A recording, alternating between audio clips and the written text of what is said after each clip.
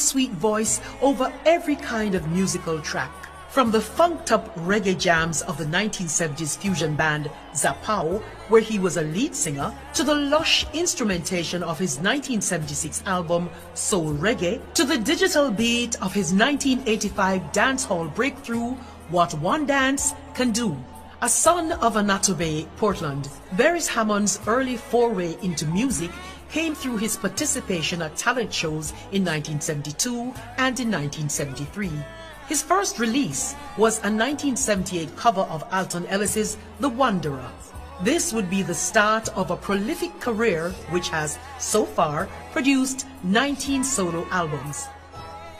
In 1990, his album A Love Affair for Donovan Germain's Penthouse label raised his popularity to new heights. Cuts like Tempted to Touch and Who Said with Buju Banton are still as if